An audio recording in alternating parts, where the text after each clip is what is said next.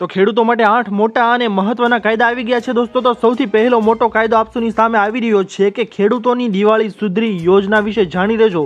આપસોને જણાવી દઈએ કે પીએમ નરેન્દ્ર મોદીએ શનિવારે 11 ઓક્ટોબરના રોજ દેશના ખેડૂતોના હિતમાં વધુ એક ઐતિહાસિક પગલું ભર્યું છે।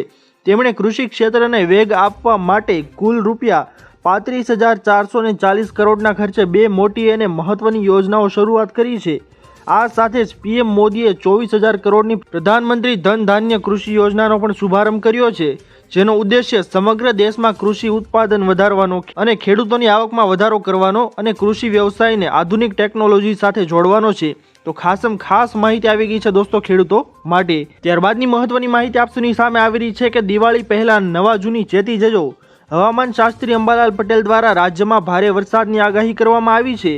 22 ડિસેમ્બરના રોજ તીવ્ર ઠંડી પડવાની શક્યતા છે અને ચોમાસા પછી શીતલહેરની આગાહી હવામાન એક્સપર્ટ અંબાલાલ પટેલ દ્વારા કરવામાં આવી છે। દિવાળીની જાહેરાત કરવામાં આવી છે અને તેમણે કહ્યું છે કે 13 થી 17 ઓક્ટોબર સુધી વાદળછાયું વાતાવરણ રહેશે અને 18 થી 30 ઓક્ટોબરની વચ્ચે બંગાળની ખાડી ઉપર લો પ્રેશરનું ક્ષેત્ર રચાય તેવી શક્યતા છે। તો ખાસ આગાહી છે દોસ્તો દિવાળી પહેલા કરી દેવામાં આવી છે અંબાલાલ પટેલ દ્વારા। ત્યારબાદની મહત્વની માહિતી છે કે ખેડૂત આંદોલનના એંધાણ। દોસ્તો ખેડૂત નેતા રાજુભાઈ કરપડાએ બોટાદ માર્કેટિંગ યાર્ડ ખાતે આવતા હજારો ખેડૂતો સ્વયંભૂ ઉમટી પડ્યા અને બોટાદ માર્કેટિંગ યાર્ડમાં કદડાના નામે ખેડૂતો સાથે થતી છેતરપિંડીના વિડીયો વાયરલ થયા બાદ ખેડૂતોમાં ભારે રોષ જોવા મળી રહ્યો છે।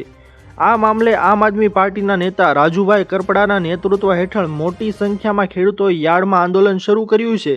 આંદોલનકારી ખેડૂતોનો આરોપ છે કે યાર્ડમાં કેટલાક વેપારીઓ હરાજી પછી કપાસનું ચેકિંગ કરીને કદડાની આડમાં ભાવમાં કપાત કરે છે। તો ખાસ માહિતી છે દોસ્તો ખેડૂત આંદોલનની ચીમકી છે તે હાલ જોવા મળી રહી છે। ત્યારબાદની મહત્વની માહિતી છે આપસોની સામે કે રેશન કાર્ડ ધારકોને જલસો 2,000 રૂપિયા ભેટ। આપસોને જણાવી દઈએ કે રેશન કાર્ડ ધારકો માટે સરકાર આગામી તહેવારને લઈને મહત્વનો નિર્ણય લઈ શકે છે, જેમાં નાણાકીય મદદ પણ ઉપલબ્ધ થશે। ખાદ્ય પદાર્થોની સાથે દર મહિને 1,000 રૂપિયાની સીધી નાણાકીય સહાય પાત્ર પરિવારોના બેંક ખાતામાં જમા થશે। ખાસ વાત એ છે કે તહેવારોમાં આ રકમ 2,000 રૂપિયા સુધી પણ વધારી શકાય છે। સરકારનો દાવો છે કે આ ફેરફારો વિતરણ વ્યવસ્થાને વધુ પારદર્શક બનાવશે અને ફક્ત જરૂરિયાતમંદ લોકોને જ સંપૂર્ણ લાભ છે તે આપવામાં આવશે। ખાસ માહિતી છે રેશન કાર્ડ ધારકો માટે। ત્યારબાદની મહત્વની અને મોટી માહિતી છે દોસ્તો કે હાઈકોર્ટમાં સુનાવણી રોડ રસ્તા વિશે। આપસોને જણાવી દે કે હાઈકોર્ટે રસ્તાની સ્થિતિ, રખડતા પ્રાણીઓ અને અનિયંત્રિત ટ્રાફિકના મુદ્દા પર મહત્વપૂર્ણ સુનાવણી કરશે। કોર્ટે અગાઉ આ જાહેર હિતની અરજી પર રાજ્ય સરકાર, પોલીસ તંત્ર અને અમદાવાદ મ્યુનિસિપલ કોર્પોરેશન એટલે કે એએમસી પાસેથી જવાબો માંગ્યા હતા।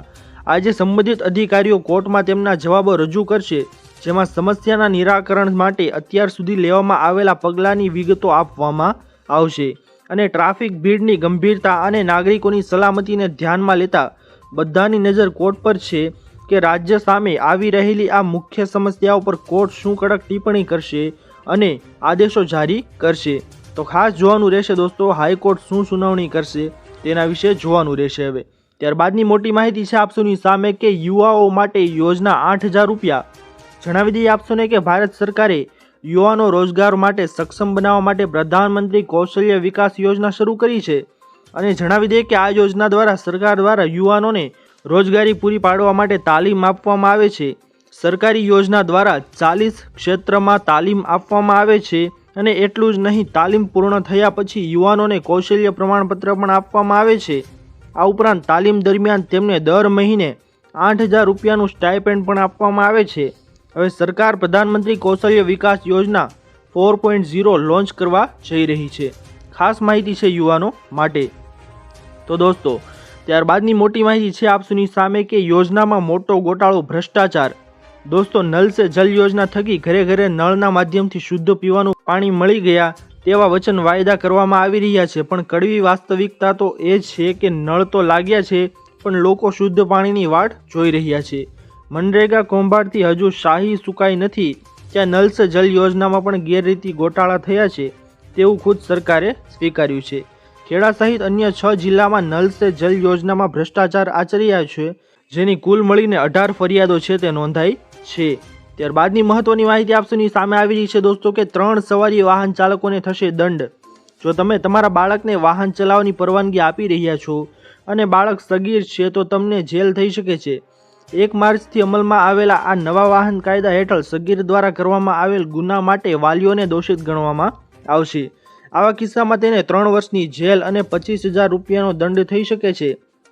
જો તમે 2 વ્હીલર પર ત્રીજા સવાર તરીકે બાળકને બેસાડો છો અને બાળક 4 વર્ષથી વધુ ઉંમરનું છે તો રૂપિયા 1,000નો દંડ છે તે તમારે ભરવો પડી શકે તેમ છે. તો ખાસ માહિતી આવી ગઈ છે દોસ્તો આ ટ્રાફિક નિયમોના દંડ વિશે. તો દોસ્તો આ હતી આજની આ મોટી અને મહત્વની ખેડૂતો અને તમામ લોકો વિશેની માહિતીઓ. આશા કરું છું દોસ્તો કે આપ સૌને આ મહત્વની માહિતી છે તે પસંદ આવી હશે. જો પસંદ આવી હોય તો વિડીયોને લાઇક કરવાનું ભૂલતા નહીં અને દિવસભરના કામના સમાચાર જોવા માટે અમારી ચેનલને જરૂરથી સબસ્ક્રાઇબ કરી લો, જેના લીધે આવી જ મહત્વની માહિતી આપ સૌને આ ચેનલના માધ્યમથી મળતી રહે. તો દોસ્તો મળી આવ્યા પછીના વિડીયોમાં, ત્યાર સુધી જય હિન્દ અને વંદે માતરમ.